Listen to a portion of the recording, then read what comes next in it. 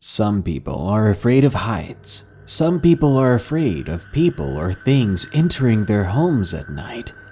But do you know what I'm afraid of? Allergies. Because when you work with your voice and your nose is all stuffy, it makes me want to hurt myself. Well, now don't worry about my spooky nostril problems. Instead, enjoy these allegedly true scary stories about creepy camping creatures, Australian monsters, and spooky little girls.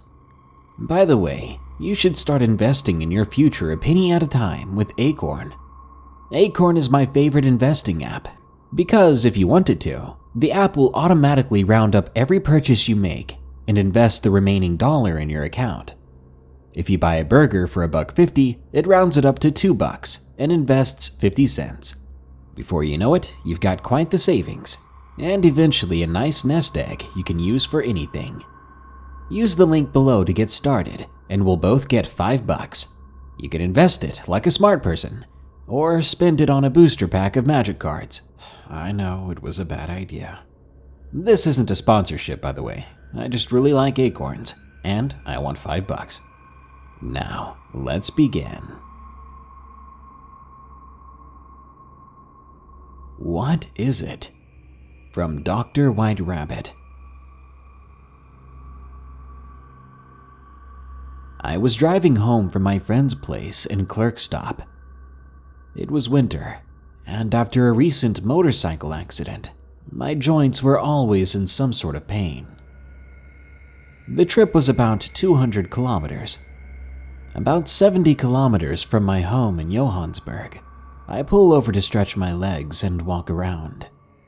Now I am very aware of my surroundings, as there have been a lot of farm attacks in South Africa, and I'm in the middle of farm country. I was admiring the sky as the Milky Way was out in its full glory. It was pretty darn breathtaking. As I'm sitting there on the side of the road, I become aware that I'm being watched. That unsettling feeling, almost as if I was being hunted.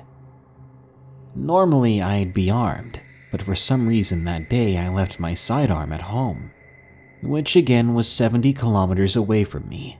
You're probably thinking, it's Africa, man, it's dangerous. And you're right, this was a mistake. I slowly get back into the general safety of my car, switching it on, but it doesn't start. I remember thinking, really? What luck. I've just driven all this way, and now this. That's exactly what I needed. I switched off all the lights so I could see outside better.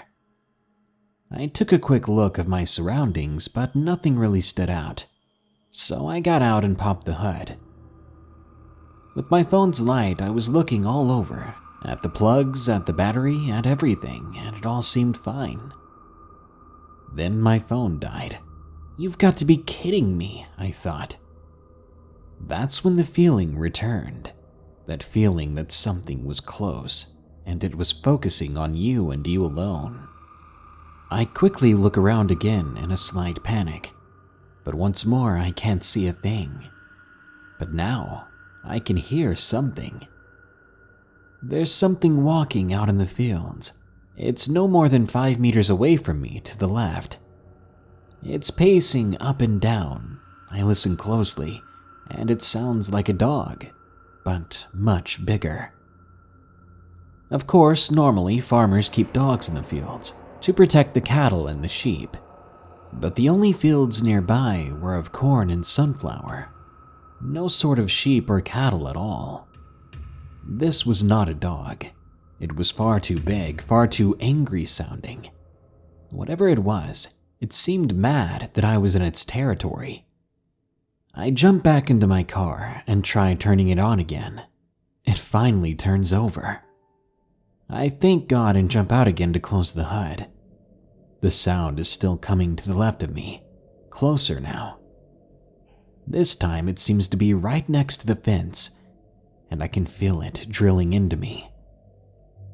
With the light of the moon and stars, I look over and I can see it. A silhouette that is nearly 7 feet tall, with 2 bright yellow eyes and white, glistening teeth in a snarl.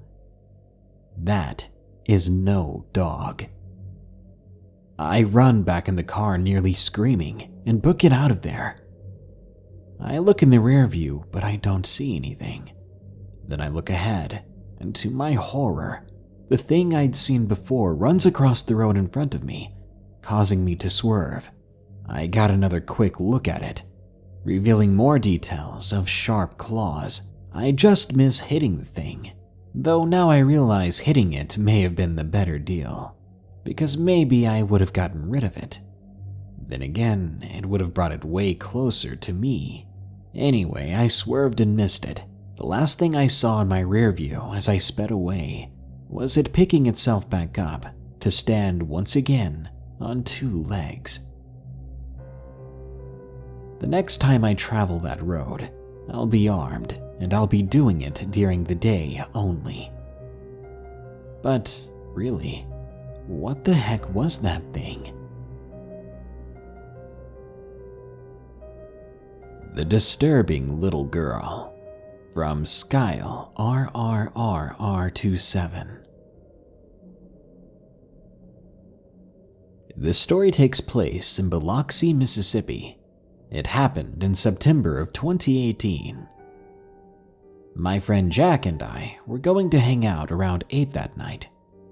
We planned on hanging out and just walking down the street, telling each other how our weeks had been, catching up on everything we'd missed. But sadly, there was more than just us walking and talking about our weeks. We certainly weren't alone that night. Jack and I began to walk from my house down our street, having a pleasant conversation about how much we really hated school and how everything was so stressful. We made it to the end of the road, which has 3 ways we can go, and all 3 make a loop back the way we came. We decided to only walk around one of the loops, then we would head back to a little pond we had to walk past to get to the end of the road. Everything went smoothly. We walked around the loop and were on our way back, but that was when the uneasy feeling hit. I couldn't figure out what was causing me to feel like this, so I simply tried to ignore it. We slowly made our way to the pond and began talking about how overgrown the grass had been since no one ever cuts it anymore. We then hear a huge splash from down below in the pond. It sounded like someone took a giant rock and just threw it as hard as they could into the water. Jack and I jumped, startled, and both looked at each other. Needless to say, we were on edge at this point. We both tried to brush it off, thinking it was a fish or some nighttime animal just jumping into the pond. As we kept going, Jack began to talk about nature, but I saw something way behind the pond. There was a house, but this house was weird to us because we never understood how people drove to it. What I'm trying to say is there were no roads leading to it. As I looked at that old house, I saw a little girl, probably between the ages of 5 and 8. She was standing on the porch. It was a bit too dark to see what she was looking at. She was just insanely creepy. I tapped on Jack's shoulder and said, "Do you see that girl over there?" He said, "Yeah, and she's creeping me out." I pleaded for him to stay for a while, so that we could see whether or not she went back inside, or if we could tell if she was looking at us or something else. He agreed, and we started to talk again, keeping an eye on the girl. We started to talk louder, seeing if we could get her to move, to do something that showed us that she was alive. At one point, we started to laugh about something, and when we did this, I saw her head turns towards something behind her, then back at us. At this point, I was regretting it, wishing that we would have just left. The girl then slowly began to lift her arm and pointed at us. Then Jack and I were completely weirded out. Then the girl just starts running at us at full speed. Startled and freaked out, Jack and I began to run away. We safely made it back to my house and chilled in my room for the rest of the night, before Jack had to go home.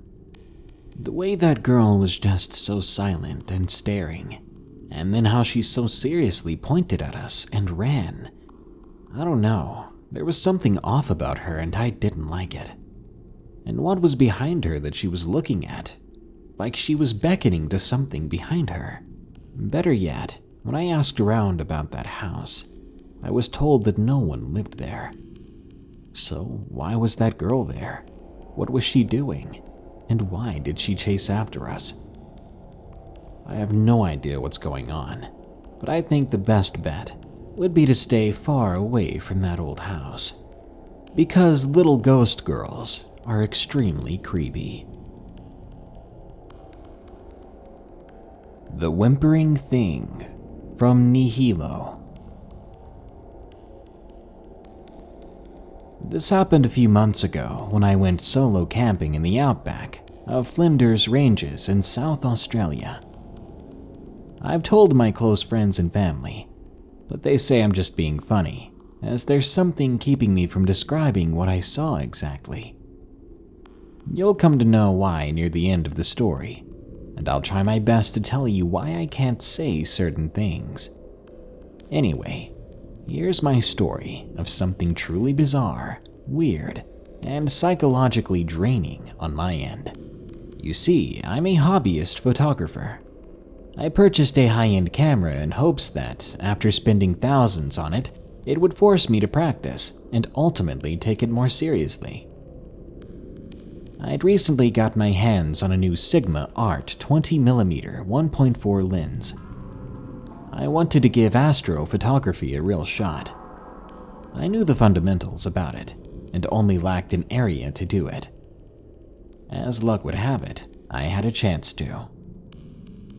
My fiancée was flying to Melbourne with one of her friends for 2 days, for shopping and city life.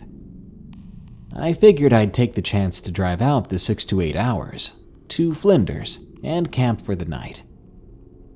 There's virtually zero light pollution there, and makes it prime for taking shots of the Milky Way.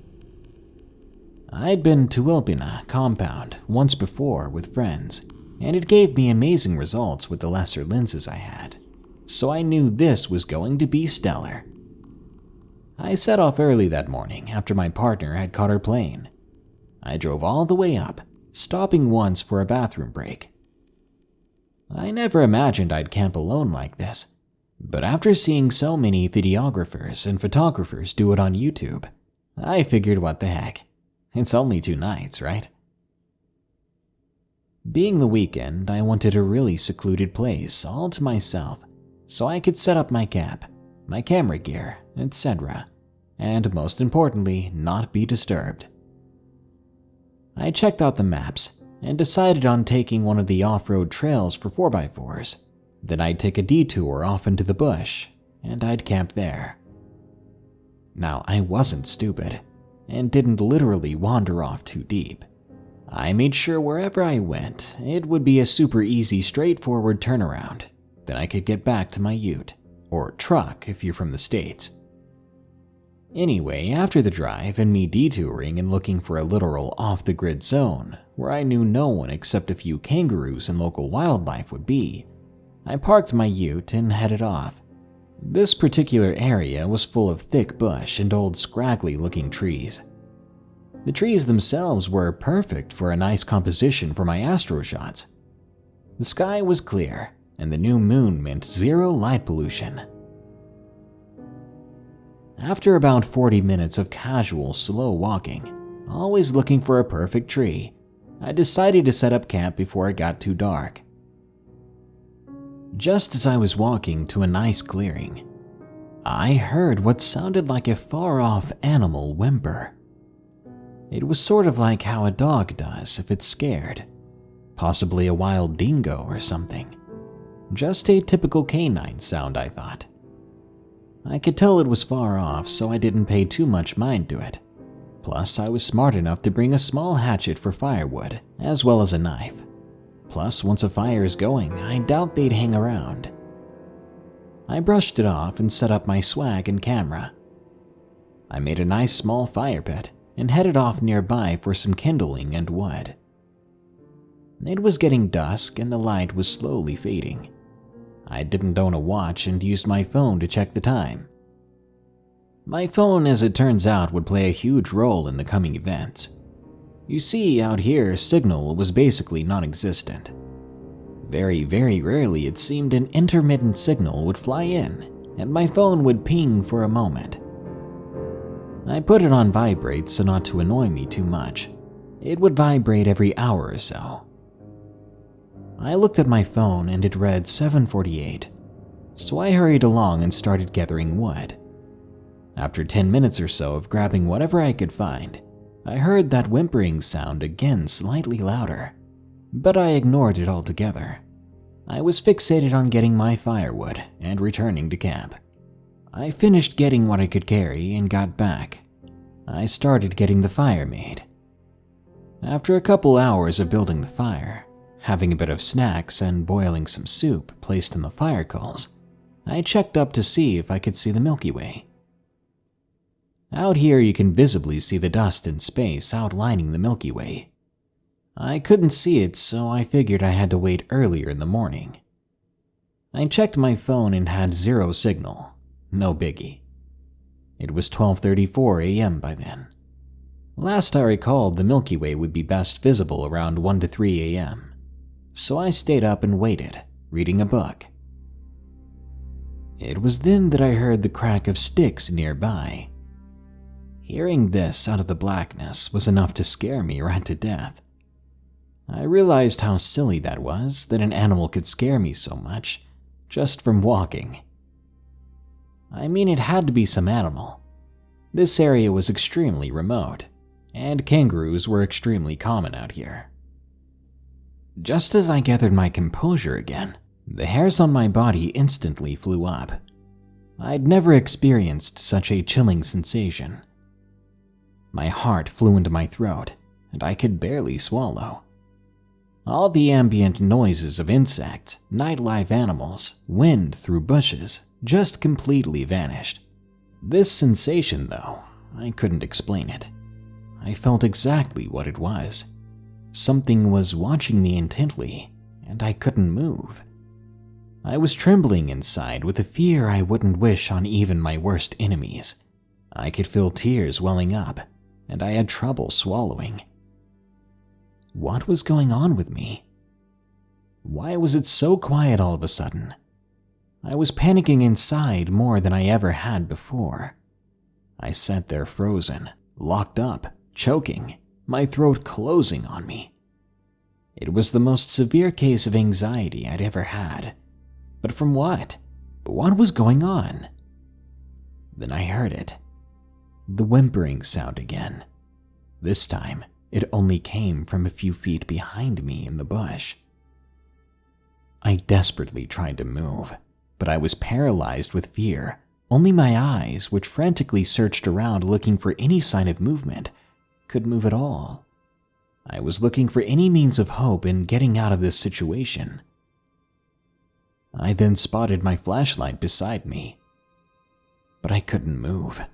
I was crying now, tears falling down my face, my breathing tight and fast. I could barely get any air past my throat. Maybe I was having a heart attack, I told myself. No, this was different. Then the noise came again, sticks crunching underfoot of something, whimpering again, but longer. I felt its presence, and a severe dread flushed throughout my body. I was shutting down. Fight or flight completely skipped me. I was past the point of choosing, as if my body knew that neither fight nor flight were possible against whatever this was. I sensed it watching me, drawing closer, my body trembling more. I began to develop a thick sweat on my body. Just when I felt like I was going mad, there was a loud crackle from seemingly nowhere. The fire I had made had splintered a big stick and embers flew off, illuminating the area around me. Another loud whimper followed, and then instantly, as if a miracle, My body moved, the sounds of the forest returned, and my hairs fell back into place. My throat opened back up, and I rapidly began breathing in. I grabbed my flashlight, spinning around with it, aiming it at the bush, but saw nothing. Where did it go? Did the firelight scare it off? Whatever happened, I gave up the idea of shooting the skies that night. I just didn't feel safe anymore.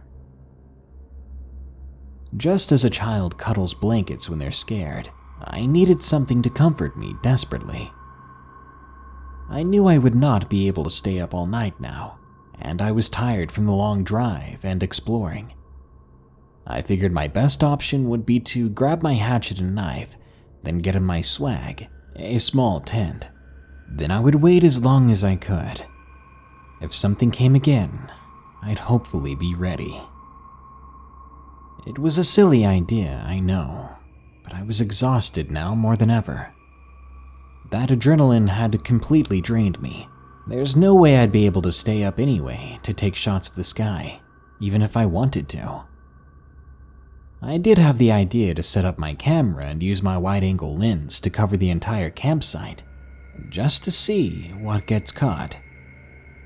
I cranked up the ISO, the artificial light, in case anyone doesn't know what that is, so it would show whatever was in frame. Then I got in my swag. I heard nothing for what seemed like an hour or so, and I felt myself drifting off. Maybe that thing got spooked and left. I was starting to think that I'd been scared over nothing. My eyes were feeling heavy, and I soon fell asleep. I woke up an unknown amount of time later from a noise, but I wasn't sure what it was. Then I knew straight away. It was that whimpering again. My fire was out, and I could not see any light through my swag. I held close to my hatchet and my knife. The whimpering turned into a whining noise, remaining longer with each release. I was nearly crying already. This wasn't funny. I wanted to escape. I wish I'd never come. Why was this happening to me? The whining was as close now as it was before. And then nothing. All the noise had just been erased from the world. My body locked up like before. My eyes grew wide and my chest grew tight.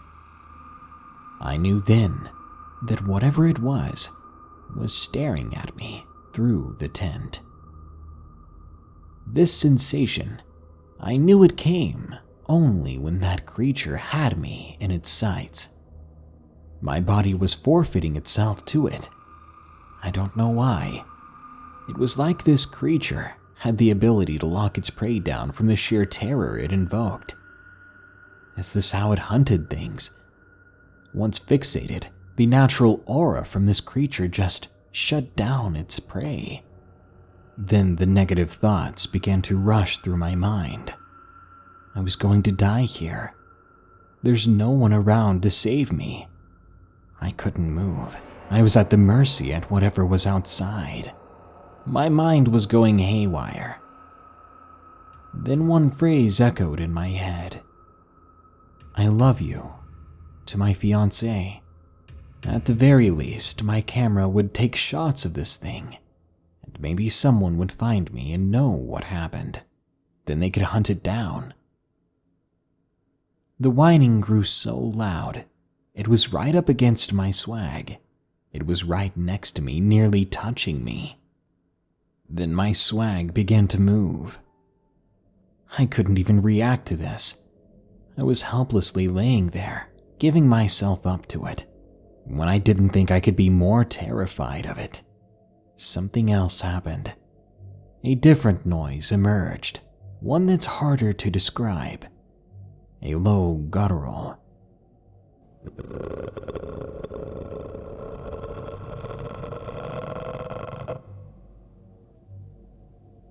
It was crackly, bassy, and it just stayed, never stopping. An object ran alongside my tent, making its way down to the side, toward the zipper. I was begging in my mind for something to make this all stop, but I was on my own. It's then that I hate to admit that I soiled myself. It didn't matter to me at the time, because I was going to die. I watched the zipper to the swag slowly lower, and all I could do was watch, the audience to my own demise. If this thing wasn't going to kill me, my heart would probably explode or stop anyway. The low, crackling noise remained indefinite. My zipper was halfway down. I closed my eyes, ready to be taken.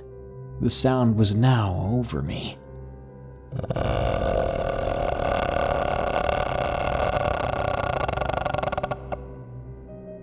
I kept wondering, should I open my eyes now and at least see who my attacker is?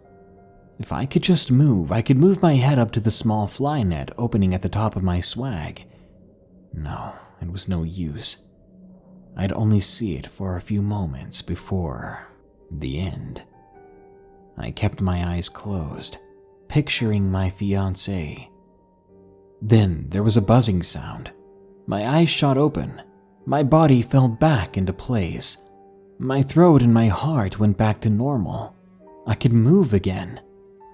But that clicking sound and the zipper lowering continued. My phone had vibrated. With that little bit of reception, something came through and vibrated with a notification and woke me out of that stupor. Or was it hypnosis? But that thing was still there outside, about to be inside. I was going to see what this thing was and fight back now. I lifted my head to look through the fly net, and my brain instantly shut down. It was staring at me. I don't know with what. I can't explain it, but its vision had an effect on my mind and perception. I knew that I was looking at it and it looking at me. It stopped making that noise and it shifted its body, but its body did not stay the same. It had many eyes, yet none. A mouth, but no mouth. The moment my brain saw something and perceived it, it changed. What was I looking at? Nothing made sense. I glanced at my phone and saw that it was 6 a.m. The sun was making its way slowly up. But despite the daybreak approaching, I was still in danger and I needed to leave. I left everything except my camera and what I could carry without packing. I ran as fast as my lungs could carry me. I made it back to my ute. I floored it, not stopping until I reached a rest stop area a couple of hours down the road. And then I remembered my camera, checking it, hoping beyond hope that I saw something to explain this. But just as my perception had been when witnessing that thing, the photos were corrupted. Every single one of them that I'd taken when I was out there. It's impossible for me to explain what it was that I saw. It goes beyond physical comprehension. Every time I think I remember how it looked, a different image takes its place. I can't tell people what it was, no matter how much I wish I could. And I don't care what it was, because I know how dangerous it is, and I will never go back there. My best description I can give you is imagine the Google artificial imaging with all the different animals and eyes staring back. When I try to process it, my mind gets so busy and I immediately feel exhausted. So I just keep it to myself. I've told some friends and family who laugh and say nice try. I ignore this. I wish I knew exactly what it was. I've never experienced anything like it to this day. I've done research and found nothing. The closest I've come to anything similar are those missing 411 files, where people go missing mysteriously. Maybe there's a correlation, maybe there's not, but I do know that I may have almost met a similar fate to them. If my phone had not vibrated when it did, I never would have been seen again. The Shifting Paintings, from John Kinnox. When I was 13 to 14 years old, my school was haunted, but I was the only one who seemed to pay attention to it. The school had 4 levels: the loft or the abandoned floor, the 3rd floor, the 2nd floor, and the ground floor. On every floor there were 4 bathrooms, and 2 of those were pretty big, while the other 2 were always much smaller. In each of the bathrooms there were some pretty ugly paintings. The larger bathrooms had 2 of these paintings, one on the walls opposite of each other. The smaller bathrooms had only one on the main wall. Well, there were 2 designs of the vase and flowers, and each of the larger bathrooms had one of each. Now, these were pretty heavy paintings because they were made of metal. I did say they were ugly after all. One day I walked into one of the ground floor bathrooms. It was a particularly average day. I noticed then that one of the paintings had been shifted across the wall to a completely different position. It had been hung directly perpendicular to the other one, but it was now at a lower level and placed differently. I didn't think too much of this until I realized that the place it had originally been was completely devoid of any markings showing where that painting had been, which should have been physically impossible. Over the next month, I realized that that particular painting was constantly changing places, and there were still no markings that it was at any spot. No nail marks, no dust shapes, no handprints, nothing of the sort. I began visiting other bathrooms, having been creeped out by that one, but it was happening in each of them, paintings switching places multiple times. I ended up climbing onto the sink to check for any sort of marks or anything, but there were none whatsoever, despite the paintings being hung with a nail. No matter how many times they shifted, there were no new marks or new nail holes. It didn't make sense. There wasn't even any trace that someone had filled in the holes that could have been made. It was all still fresh and unscathed brick. I have no idea how I'm the only one who's noticing all this, but maybe I'm going crazy. The Horned Flying Serpent, from For the Lack of a Better Username. This happened on June 13th of 2019 in Toronto. It was a cloudy, rainy afternoon. While I was running on a treadmill, I was looking out at the sky through the glass window of the gym. I noticed a huge flapping wing starting to appear from behind the clouds. And soon enough, I could make out the entire shape of some animal. At first, I told myself that I was just looking at a very, very big bird. But the more I looked at this thing, the more I realized that this was something far stranger than that. There were no feathers on this creature, and instead the texture of the wings looked similar to that of a bat. I got off the treadmill and moved closer to the window to get a better view. The creature had a brownish color and something resembling horns. I would estimate the size of this animal to be between 15 to 20 meters long. Suddenly, I heard a female voice cry around me, "What is that? Oh my God."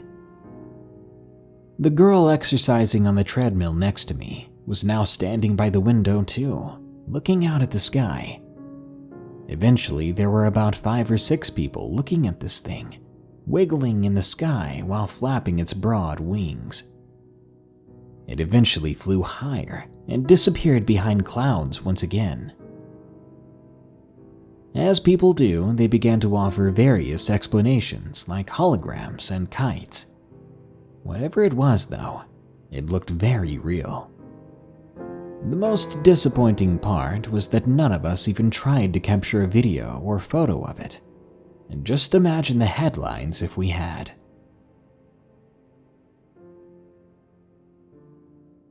Well, it looks like bringing a camera and filming or photographing these strange creatures and odd entities doesn't always work out. For one, you have to remember to get that camera going, and two, that's assuming the creature is even able to be photographed or recorded. These entities defy logic, and that's what makes them so terrifying. Sadly, they may always be a mystery. Good night. If you enjoyed this episode of Darkness Prevails, be sure to like, share, comment, and subscribe. If you have a story that you want to share with us and possibly have it narrated, go to darkstories.org or darknessprevails.org/submit and share it with us today. If you want to support the show, check the links in the description. You can donate on my Patreon, shop for some creepy clothes on my store, or even sign up for Acorn via my referral link, and we both get $5. Now, as usual, here are my 5 favorite early comments from the previous full episode, titled, "Why I'm Too Scared to Go Hunting. 3 Real Werewolf Sightings." Psycho says, "Geez, I was quick. I just dropped everything to show up." Well, it was a werewolf video, and your profile picture is a wolf, so I definitely believe that. And I don't blame you, because werewolves are awesome. Jerica Hacking says, "Darkness, if you don't choose my comment this time, I'm turning into a werewolf and I'm going to eat you. Thank you for the video." Well, joke's on you, Jerica. I'm in Devore. So just try to eat me and let's see who gets awkward first. Patrick Cutrone says, "One of these days I'll be featured in a fave comments recap that Darkness does at the end of every vid. One of these days." If I had to give some advice, I'd say dress up in a werewolf costume in the middle of the night and have someone taking pictures or videos of you, spooking people. Just don't hurt yourself. Oh, look at that. I just featured your comment. Werewolf1231 says, "I can't miss this video." Well, I wouldn't think so, Mr. Werewolf. And Yeeter Yang says, "Help me please." Same, Yeeter. Well, that brings us to the end of this Darkness Prevails episode. But don't you worry, because more scary stories are on the way soon, so stay tuned. Until next time, here are the credits to my amazing patrons who continue to donate. They're awesome people. Remember, stay safe out there, and stay creepy, because this world is a strange one.